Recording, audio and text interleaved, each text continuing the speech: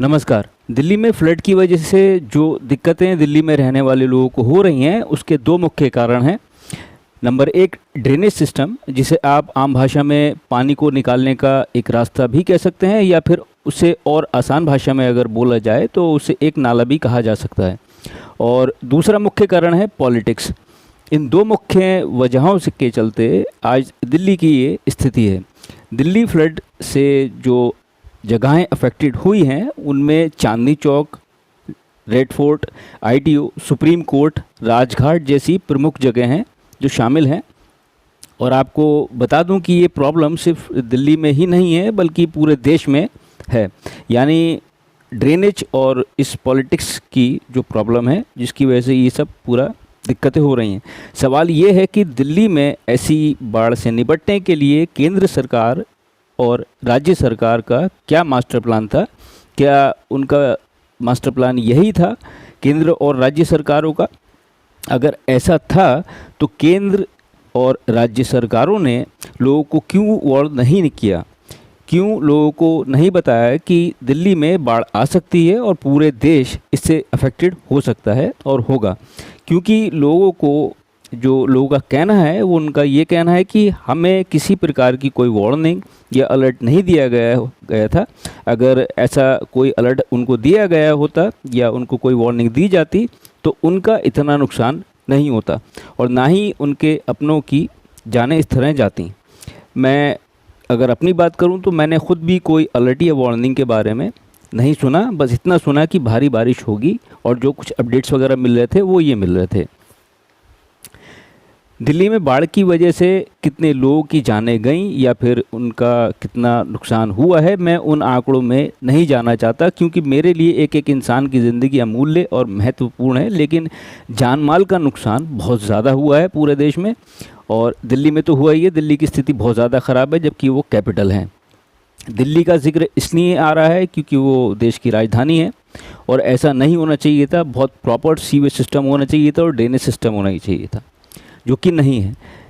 ये कैसा master plan था केंद्र का और राज्य सरकारों का, जिस पर मोदी की केंद्र सरकार को और राज्यों की जो राज्य सरकारें हैं उनको इतना भरोसा था कि पीएम मोदी फ्रांस चले गए विज़िट पर, और देश के जितने भी मुख्यमंत्री हैं राज्यों के, वो एक तरह से आपात बैठक कर रहे हैं कि किस तरह से बचाव कार्य को किया जाए। यानी कोई मास्टर प्लान नहीं था, क्योंकि अगर कोई मास्टर प्लान होता तो वो सामने दिखता। लेकिन जो दिख रहा है ब्लॉक ड्रेन सिस्टम, ओछी राजनीति, पीएम मोदी का फ्रांस दौरा और राज्यों के मुख्यमंत्रियों के बयान दिख रहे हैं। जिस समय पीएम मोदी को देश में होना चाहिए था वो फ्रांस में हैं। इससे पहले भी पीएम मोदी ने यही किया था। जब मणिपुर में खुलेआम हिंसा हो रही थी, वो उस समय यूएस की विज़िट पर चले गए थे। कुछ लोग इस बात की दलील दे रहे हैं कि पीएम मोदी ने रक्षा सौदों से जुड़ी एक बहुत बड़ी डील की है फ्रांस में, उसके चलते वो वहाँ गए हैं या वहाँ उनकी वजह से ये डील हुई है, जो भी कुछ हुआ है। लेकिन मेरा ये कहना है कि ये जो काम था, जो डिफेंस की डील थी, वो जो करने का काम था वो राजनाथ सिंह जी का था, जो रक्षा मंत्री हैं। वो भी इस काम को कर सकते थे, लेकिन ये क्यों गए ये आप लोग भी समझ सकते हैं। दिल्ली फ्लड के दौरान मोदी जिस देश फ्रांस में गए हैं, वहाँ के प्रेसिडेंट जो इमैनुअल मैक्रोन हैं, उन्होंने अपनी एक स्टेट विज़िट जो कि उनकी जर्मनी की थी अभी कुछ समय पहले, उन्होंने उसको कैंसिल कर दिया था, क्योंकि उनके अपने देश यानी कि फ्रांस में, जहां आज मोदी जी गए हुए हैं, वहां पर काफ़ी हिंसक झड़पें हो गई थी। वजह ये थी कि वहां पर एक पुलिस ऑफिसर ने, एक पुलिस वाले ने एक 17 साल के लड़के को शूट कर दिया था, जिसकी वजह से पूरे फ्रांस में ये जो दंगे थे ये भड़क गए थे, और भी कुछ वजह थी। तो उन्होंने अपनी जो स्टेट विज़िट थी, जिस तरह से आज मोदी जी वहाँ गए हैं और यूएस गए थे, उन्होंने कैंसिल वहाँ कर दी। लेकिन हमारे पीएम मोदी पहले यूएस गए और अब फ्रांस, और कल फ्रांस का उनका दौरा निपट चुका है और आज वो यूएई में है, अबू धाबी में। आज एक सिंपल सी है एप्लीकेशन जो आपके एंड्रॉयड फ़ोन में या iOS में होती है, वो आपको जो वेदर होता है, मौसम होता है, उसकी एक फोरकास्ट यानी कि पूर्वानुमान दे देती है। और हाईटेक रेडार सिस्टम और अन्य टेक्नोलॉजीज़ जो हमारे साइंटिस्ट के पास हैं, वो मौसम का अनुमान लगभग सटीक बता देती हैं कि इस तरीके से ये हो सकता है। उसके हिसाब से एक मास्टर प्लान को तैयार किया जाता है। बेशक उन्होंने एक मास्टर प्लान तैयार करा होगा और उन्होंने वार्निंग भी दी होगी और उन्होंने अलर्ट भी दिया होगा केंद्र सरकारों को, और जो आपकी राज्य सरकारें हैं उनको भी अलर्ट दिया होगा। लेकिन जो इसके पीछे जो ड्रेनेज सिस्टम की प्रॉब्लम है, ये दो प्रॉब्लम है जो बहुत बड़ी प्रॉब्लम नहीं थी। एक ड्रेनेज जो ब्लॉक हो जाते हैं, जैसे कि आम एक नाला ब्लॉक हो जाता है तो ये वो निकासी नहीं हो सकती पानी की।